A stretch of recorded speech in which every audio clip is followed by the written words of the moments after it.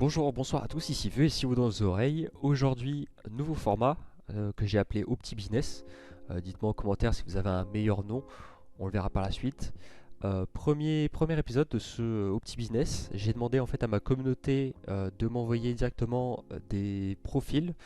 J'en ai sélectionné justement un premier là pour un épisode pilote, on va dire.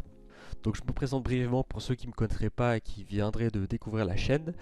Feu SEO, on va dire entrepreneur dans le SEO bien sûr, dans l'automatisation et de process, que ce soit sur le web ou des tâches répétitives on va dire, et un petit peu aussi tout ce qui est IA. Donc le principe un peu de ce nouveau format va être en fait d'optimiser un business, que ce soit dans les tâches, que ce soit un petit peu dans sa manière de fonctionner, son mode de vie un petit peu. C'est en aucun cas une leçon de vie, hein, bien sûr, je tiens à le signaler. Ça va plus être, on va dire, de l'optimisation, une amélioration un peu de ce que vous pouvez faire par un profil type. Donc je vais détailler plus tard dans la vidéo. Et en fait, chaque épisode comportera en fait un profil type que j'aurai choisi dans ma communauté, comme je l'ai dit, et qui sera bien sûr anonymisé. La personne, en tout cas, se reconnaîtra, je pense, fortement. Et ça permettra derrière en fait de vous montrer mon expertise, parce que j'ai aidé de nombreux entrepreneurs sur des business un peu différents, que ce soit dans le SEO, un peu dans l'automatisation, dans différents domaines. Et en fait j'ai une expertise dans le sens où derrière je propose des coachings individuels. D'ailleurs si ça vous intéresse, n'hésitez pas à regarder ce que je propose. Pareil, si vous voulez passer dans un de mes épisodes, n'hésitez pas aussi à envoyer dans le formulaire qui se trouve dans la description. Donc on est parti sur un profil type. Alors hop, je vous le présente tout de suite. Il a pris Cédric. Donc Cédric qui a à peu près la cinquantaine, qui habite en France, qui est marié, qui a un enfant ou deux, je sais pas, on verra par la suite. Qui est sorti de salariat en 2021 pour se lancer dans le e-commerce, ok. Deux boutiques actuellement, ok. On va voir par la suite. Alors, petite précision, je connais pas forcément le profil type. J'ai vu brièvement, mais je sais pas exactement les détails. Entre parenthèses, j'ai sélectionné en fait le profil qui me semblait le plus juste parmi tous les profils en fait de ma communauté. Donc on voit que Cédric, il a quand même une vie familiale assez stable, marié à un enfant, c'est quand même déjà pas mal. Donc il faudra surveiller les finances et tout, mais ça j'ai pas besoin de te l'expliquer ou autre chose. Je vais tutoyer, je pense que ça peut être pas mal. Donc on voit qu'il est plus salarié, donc depuis 2021. Donc là on est en 2024, donc ça fait déjà 3 ans qu'il n'est pas encore sorti de la rat race. Alors c'est un peu bizarre parce que du coup il est pas salarié, donc du coup tu dois peut-être avoir les aides ou des choses comme ça vu que tu es en France. Donc voilà. Le business actuel, donc là on attaque les choses sérieuses. Lancement 2021 d'une boutique en e-commerce classique avec du stock à domicile, ok. Donc vraiment un truc vraiment stable. Test de Google Ads Shopping, alors ça je pourrais pas t'aider malheureusement. Du SEO, je suis là pour ça. Réseaux sociaux et lancement d'une boutique en 2023, d'une boutique dropshipping en full SEO. Ok, on continue sur le profil. Objectif sur le long terme, 10 000 euros par mois de CA. Alors je rappelle, le CA ce n'est pas le bénéfice. Donc mettons, vous ferez 10 000 euros de chiffre d'affaires. Donc le CA c'est le chiffre d'affaires.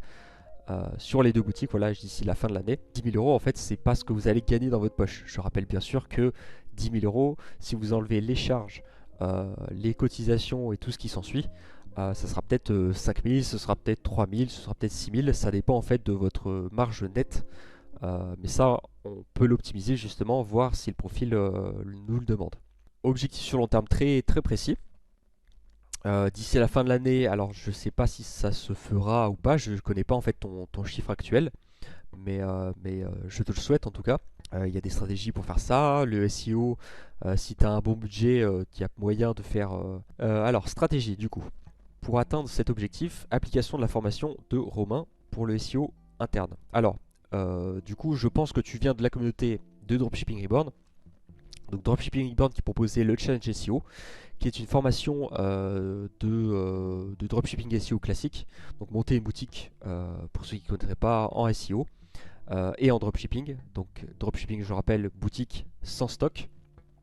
Et le SEO, trafic gratuit. Avantage inconvénient du trafic SEO, ça va être l'avantage du trafic gratuit, donc comme je l'ai dit, mais l'inconvénient c'est que ça prend du temps et il faut quand même développer un petit peu le contenu, que ce soit sur des fiches produits, sur des articles blog pour du trafic secondaire et puis voir faire du test and learn pour améliorer tout ça sur du long terme.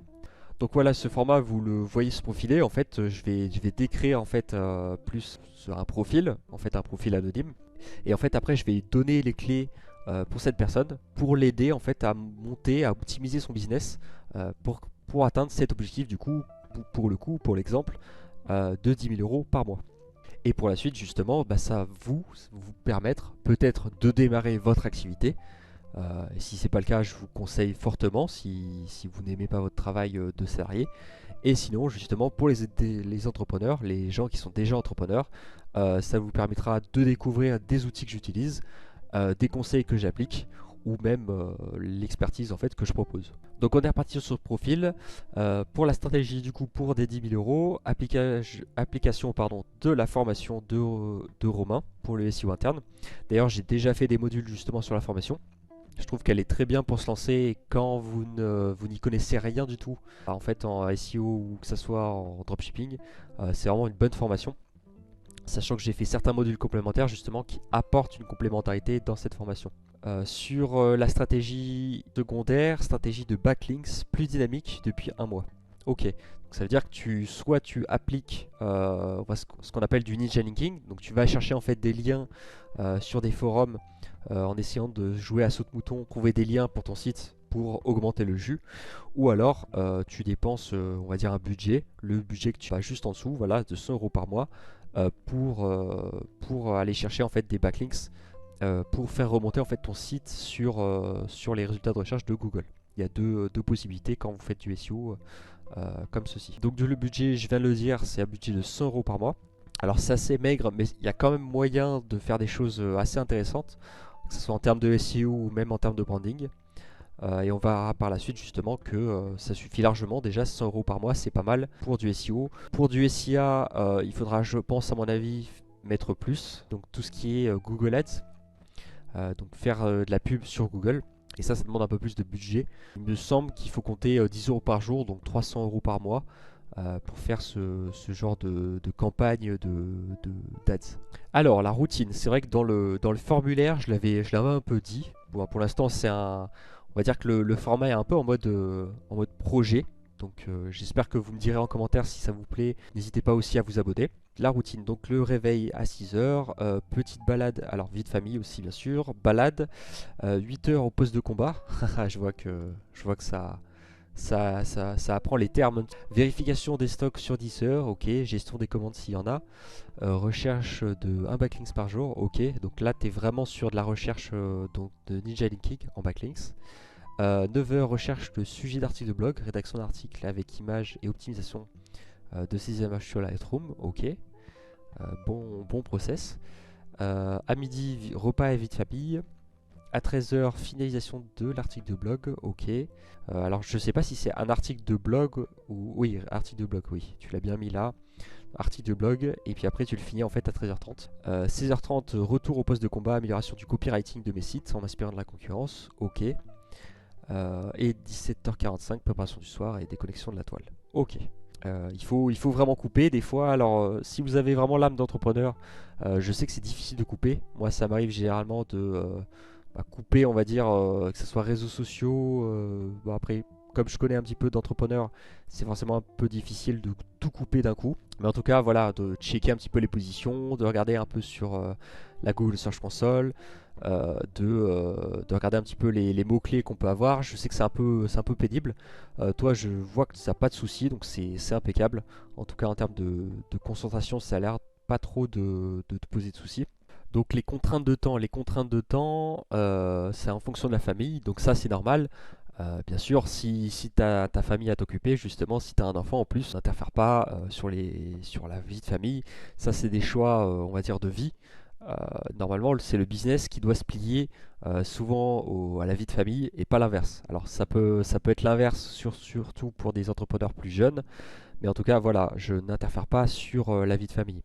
Là, l'objectif d'avoir une routine actuelle, c'était plus dans le sens où derrière, parce que je l'ai vu dans beaucoup de coaching individuel, de voir un petit peu comment la personne s'organise. Parce que souvent, ce que je remarque, c'est que le process n'est pas bon dans l'optimisation en fait de son train de vie. en dehors de la vie familiale et autre chose. Et en fait, forcément, si vous appliquez pas les bons process, mais que vous avez les bonnes méthodes, bah, en fait, vous irez plus lentement qu'une personne qui a les bonnes tâches et qui a le bon process. Donc c'est pour ça que ce format existe. Alors pour le dernier point, justement, les faiblesses et les handicaps, j'avais mis dans le formulaire cette question justement pour voir qu'est-ce que vous allez y mettre. Et Cédric justement a mis, c'est bien Cédric? Oui, c'est bien Cédric. Cédric a mis justement difficulté d'organisation pour être le plus performant. J'ai l'impression que mes actions ne sont pas efficaces car mes sites sont encore loin dans la SERP.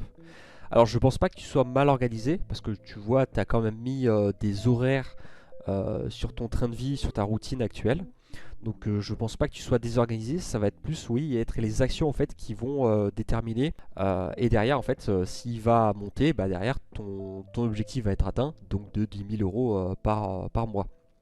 Donc c'est vraiment en fait les méthodes qu'on va aller chercher, puis après l'optimisation sur du long terme sur ça. Et après en dernier point tu m'as dit petit budget car plus d'allocation actuellement. Ok. Petit budget, bon ça reste quand même assez raisonnable pour du SEO. Tu avais mis justement 100 € par mois. 100 € par mois, tu peux quand même faire des bonnes choses. On verra par la suite justement les pistes que tu as justement pour optimiser tout ça. Mais voilà quoi, je pense que dans ton profil, tu es assez sain, on va dire, tu es stable, tu travailles pas à 13 heures et t'as pas, je sais pas, t'as pas une vie de folie. Plutôt une vie stable et tout. Mais en fait, c'est plus tes actions en fait qui vont changer en fait la donne si tu appliques les bonnes actions au bon moment justement. Sur du 1, 2, 3 mois, en fait tu vas voir que tes sites, du coup, vu que tu en as deux, vont commencer à bien ranker sur Google. Alors justement, ce profil m'a beaucoup fait penser à un mème qu'on partageait en fait en 2019. Je ne sais pas si vous connaissez, ça s'appelle le paradoxe de l'âge. En fait, selon l'état en fait d'âge où vous êtes actuellement dans votre vie, vous aurez plus ou moins de temps, plus ou moins d'argent et plus ou moins d'énergie. Donc quand vous êtes jeune, vous avez beaucoup de temps, beaucoup d'énergie, mais peu d'argent. Quand vous êtes adulte, vous avez peu de temps, beaucoup d'argent et beaucoup d'énergie.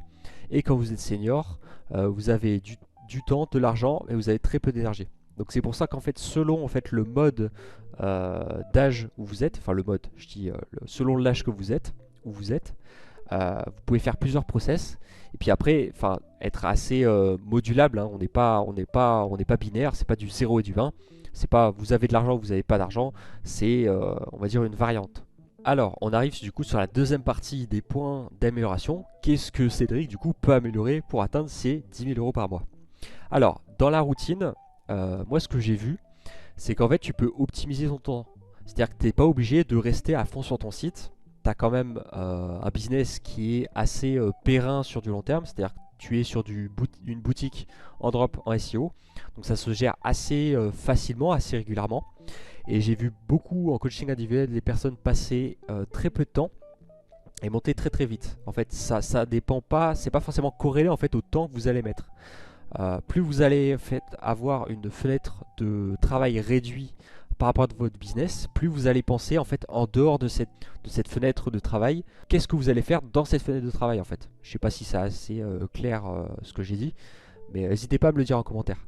En gros, pour ton cas Cédric, ça va être le fait justement de travailler un minimum de temps, penser à ta famille et tout. Et en fait derrière, quelles actions peuvent découler justement de cette optimisation de temps. En fait, ça sert à rien de rester 6 heures sur un business si les actions en fait que tu fais n'ont aucun résultat, que ce soit sur du court terme, sur du moyen ou sur du long terme.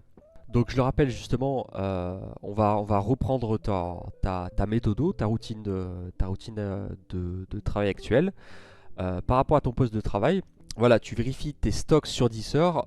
Alors, 10 heures, en fait, pour ceux qui ne savent pas, ça va être, on va dire, une centralisation entre la boutique en fait, du dropshipper en question, donc de l'entrepreneur, et des fournisseurs. Alors, normalement, tu n'as pas besoin de faire des vérifications en fait, des stocks. C'est-à-dire que si ton produit n'est pas disponible sur un fournisseur, tu peux passer en fait sur, j'imagine que tu es du coup sur Shopify, tu peux passer directement en fait tes produits en fait en continuer à vendre en cas de rupture de stock. Et quand ton fournisseur n'a pas en fait le produit en question, tu passes sur un autre fournisseur. Ce qui te permettra en fait derrière d'éviter d'avoir des vérifications de stock à faire. Et en fait, vu que toi-même tu n'as pas de stock. Après, pour ta boutique, ça tu le verras sur du long terme. Il vaut mieux déléguer justement le stockage pour avoir plus de temps pour ta famille et derrière gérer un peu moins tes commandes. Le deuxième point justement, c'est les gestions des commandes. Ça, de toute façon, tu vas y avoir droit, que ce soit sur la SAV, sur s'il y a des réclamations, sur les commandes justement à ordonner à ton fournisseur. Bon, ça, tu peux pas faire grand-chose. C'est même plus, on va dire, un point positif. Tu as des commandes, tu reçois de l'argent de tes clients et en fait c'est un processus justement qui va te permettre de réinvestir ou d'utiliser cet argent pour toi et ta famille. Viens au troisième point justement, la recherche de backlinks 1 par jour. Alors ça, je pense que ça peut être pas mal pour toi si tu as du temps à gérer en termes de temps libre. Ça peut être pas mal justement, comme tu le fais, de faire du ninja linking. Moi, ce que je peux te conseiller en termes de méthode, c'est de jouer à saute-mouton avec les sites web.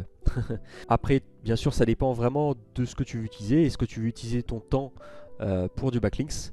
Dans ce cas-là, tu vas jouer, on va dire, de saute-mouton à saute-mouton entre les différents sites web pour aller peut-être grappiller en fait les backlinks de tes concurrents s'ils sont sur des forums ou s'ils sont sur des annuaires. Mais après, tu vas vite être limité. Ou alors, il va falloir vraiment que tu cherches plus loin que ta thématique de ta boutique pour aller derrière chercher en fait de la puissance en termes de SEO. Alors, le truc qui m'a fait un peu peur, c'est la recherche de sujets d'articles de blog. Il faut savoir que ton business, ça va être je te l'apprends pas, ça va être la boutique, on va dire ta boutique de dropshipping. Tout ce qui est article de blog, ça va plutôt être en fait du trafic secondaire. C'est-à-dire que en fait, les gens, par exemple, mettons tu as une boutique d'arrosoir, j'aime bien prendre cet exemple. En fait, les gens qui vont vouloir taper comment arroser son potager avec un arrosoir 12 litres, en fait, ils vont pas vouloir acheter. En fait, c'est une requête, ce qu'on appelle informationnelle. Donc en fait, moi, ce que je te conseillerais, plutôt que de rédiger des articles de blog, parce que oui, tu feras du trafic, mais non, il ne sera pas qualifié, pas pertinent. Ce que je te conseillerais en fait, ça va être plutôt toi rédiger des articles de produits, des articles produits pour justement qui est sur, je sais pas, arrosoir bleu. Mettons, tu fais une collection arrosoir bleu et tu ajoutes des articles de produits d'arrosoir bleu, voilà, tout simplement. Si c'est déjà le cas, vérifie en fait si ces collections, si ces pages produits rank, et si c'est pas le cas, en fait, modifie ces collections et ces articles de blog pour ranker au mieux en fait derrière. Tu peux regarder en fait tes concurrents. Mettons si je fais arrosoir bleu, voilà. Si je vais ranker sur arrosoir bleu, voilà, je tombe sur l'arrosoir bleu, voilà, et je peux m'inspirer justement de ce que la personne a fait en termes SEO, et derrière peut-être ranker un peu mieux en termes SEO. Mais en tout cas, voilà, faire en fait des articles de blog, ça va ramener que du trafic informationnel. Donc après derrière, est-ce que tu veux des gens qui sont informés, on va dire entre parenthèses, sur tes produits, et encore des fois les articles de blog ne sont pas sur les produits. Moi plutôt ce que je te conseillerais, voilà, c'est d'améliorer ta requête transactionnelle en fait. Toutes les requêtes en fait que les gens vont taper pour vouloir acheter du coup cet arrosoir bleu. Alors bien sûr, je pense pas que tu sois sur cette niche, mais voilà, c'est à titre d'exemple. Parce que justement, voilà, ça fait un petit moment maintenant que tu as fait ça. Voilà, tu as commencé en 2023. Je pense que du coup, ta boutique a maintenant un an et demi à peu près. Et donc du coup, ça va te permettre en fait derrière, voilà, que tes actions soient efficaces. Parce que derrière, si tu ne fais que des articles de blog, le problème c'est que ça va pas forcément augmenter en fait ta boutique en SEO. Donc, en tout cas sur du SEO transactionnel, on va dire. Donc voilà. En termes d'amélioration de tes compétences, je pense que du coup en un an tu as dû acquérir, surtout avec la formation du challenge SEO, beaucoup de compétences en SEO. N'hésite pas à t'inspirer de tes concurrents. Je ne sais pas en fait à quoi ça correspond du coup le copywriting. Est-ce que ça correspond à l'amélioration de ton SEO sur ton site en t'inspirant de tes concurrents, ou c'est justement cette amélioration de tes textes de vente. Mais en tout cas voilà, plutôt que d'améliorer en fait tes textes de vente, améliore plutôt la qualité en fait de ton trafic en améliorant justement tes pages produits et collections, parce que c'est elles qui vont ranker sur les différents canaux en fait de Google. Et après, comme ton budget justement, tu as un budget de 100 € par mois, c'est déjà pas mal. Tu peux inclure en fait des liens de style Links Kuma et Links Garden. Je sais que voilà, c'est des liens qui coûtent entre 10 et 30 €. Donc si tu en achètes, mettons, on va dire, je sais pas, 5 à peu près, voilà, tu en as pour 50 euros et puis le reste, tu peux peut-être l'utiliser pour, je sais pas, faire des bannières un petit peu pour des offres professionnelles ou autre chose, tu vois, derrière. Moi, j'aime bien toujours me garder un petit peu de budget justement pour au cas où, parce que, mettons, vous trouvez une application qui permet, je sais pas, d'envoyer les mails plus rapidement ou d'utiliser des web push.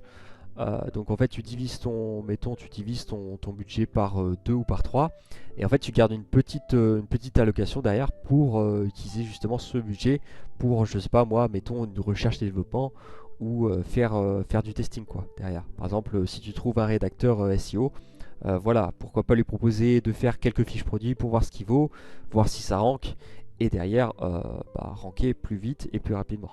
Donc voilà, ta problématique ça va être vraiment d'optimiser ton site. Moi de ce que j'ai vu en coaching individuel ou classique, les grandes problématiques en fait des erreurs de débutants SEO, ça va plutôt être en fait voilà, mon contenu en fait il est terminé, il est fini, je viens de le réaliser. Je ne touche plus à l'article, je ne touche plus au produit, je ne touche plus à la collection. Et en fait non, le SEO ne se passe pas comme ça. C'est-à-dire que vous devez en fait améliorer ce contenu, cette page qui ne rank pas, parce que tu m'as dit justement que tu avais peu de résultats par rapport à la SERP et que tu étais bien loin dans la SERP. Donc n'hésite pas à améliorer ton contenu, de repasser sur tes fiches qui ne rankent pas. Peut-être que tes positions, je sais pas moi, 32, sur cette position 32 avec ta page de collection, n'hésite pas à repasser dessus, quitte à faire du rebâchage et voir ce que Google aime. En fait, moi j'ai comme méthode d'utiliser du test and learn. Donc, la méthode ci-contre. Donc voilà, le test and learn, je vais en parler justement. Je vous ai fait un petit schéma. Mettons que ça soit une page de collection, donc qui soit à position 32, donc bien loin comme disait Cédric. Voilà, on s'inspire de ses concurrents en top 3. Alors qu'est-ce qu'ils apportent, qu'est-ce qu'ils font de meilleur justement en termes pourquoi ils sont troisième en fait, enfin dans le top 3. Pourquoi ils sont position 1, position 2, position 3. Qu'est-ce qu'ils apportent en fait de mieux que votre page. Donc comparez vos pages. D'ailleurs vous avez tous mes outils sur feu-seo.com qui vous permettent en fait avec le comparateur de page SEO de comparer en fait tous vos titres et tous vos contenus facilement et gratuitement. Et avec ça justement vous réécrivez en fait sur ce que veut Google. Vous indexez bien votre page manuellement, comme ça va un peu plus vite. Et puis comme ça Google sait que voilà, vous avez amélioré votre contenu. Vous attendez un petit peu. Alors ça dépend vraiment de, je peux pas vous dire d'échelle, mais ça dépend vraiment de de l'ancienneté de votre site et de comment Google crawl en fait votre site. Si vous avez beaucoup de backlinks et voilà, si vous avez une bonne ancienneté. Et après, en fait, vous refaites cette boucle pour que derrière, jusqu'à ce que justement vous ayez une bonne position en fait. Et ce test and learn va vous permettre, dans un premier temps, d'améliorer votre SEO et dans un second temps, d'améliorer le ranking de vos pages parce que vous savez au bout d'un moment, quand vous êtes sur une niche, qu'est-ce qu'apprécie Google sur ça. Donc voilà, je pense que Cédric a ce souci-là, c'est qu'en fait, il recrée des pages continuellement et forcément, même si c'est des nouveaux sujets, des nouvelles thématiques, et en fait les anciens sujets qui seraient avec un trafic de qualité ne pourraient pas en fait se positionner facilement parce que du coup il manque cet effet du coup d'optimisation. Google aime bien que le contenu soit renouvelé, qu'il soit frais, qu'il soit de qualité et pertinent pour l'utilisateur. Donc il ne faut pas hésiter justement à réaméliorer vos contenus et les réindexer. Sur les derniers points justement qu'on avait vu avec Cédric, la difficulté d'organisation pour être le plus performant. Alors, tu as plusieurs points, plusieurs méthodos pour faire ça. C'est un peu vague, donc je vais essayer de synthétiser un maximum. Je t'en ai fait un récap juste ici. Ce que tu peux utiliser, c'est un Pomodoro. Le Pomodoro, en fait, ça va être un minuteur que tu peux utiliser. Tu tapes Pomodoro sur Google, tu vas tomber en fait sur des minuteurs qui vont te dire voilà, tu as 10 minutes pour faire la tâche que tu veux. Et après, je vais te donner d'autres méthodologies qui se complètent avec le Pomodoro. Et en fait, ce Pomodoro, voilà, tu fais ta tâche pendant 10 minutes. Et en fait, pendant 10 minutes, tu te dis, bah voilà, je ne touche pas, je sais pas, à TikTok, je ne touche pas, je ne fais que cette tâche-là. Et tant que cette tâche n'est pas terminée, je ne fais rien d'autre, en fait, derrière. Ça va te permettre de mieux te concentrer.